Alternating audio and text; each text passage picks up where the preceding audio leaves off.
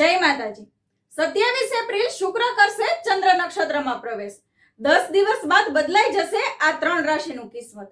તો કઈ છે 3 રાશિ, ચાલો જાણીએ। એ પહેલા કમેન્ટમાં જય માતાજી લખી દેજો અને તમારે કઈ રાશિ વિશે જાણવું છે એ અમને કોલ કરીને જણાવી શકો છો। અમે તમારી જન્મ કુંડળી જોઈ તમને તેનો ઉપાય જણાવી આપીશું।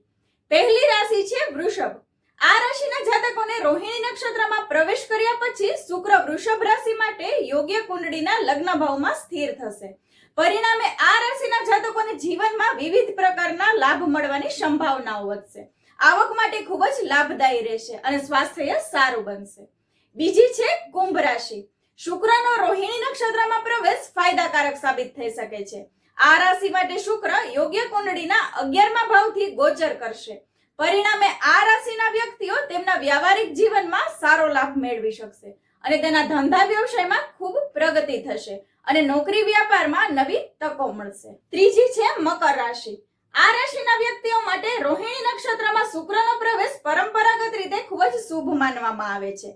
તે આ રાશિના કુંડળીમાં 5મા ભાવમાં પ્રવેશ કરશે। પરિણામે આ રાશિના જાતકોને શિક્ષણ ક્ષેત્રે નોંધપાત્ર લાભ થઈ શકે છે। આ સમય દરમિયાન આવકમાં વધારો થઈ શકે છે અને સંબંધો જે બગડેલા છે તેમાં પણ સુધારો જણાશે। તો આ વિડીયોને આ 3 રાશિના લોકો સાથે જરૂરથી શેર કરજો। જય માતાજી।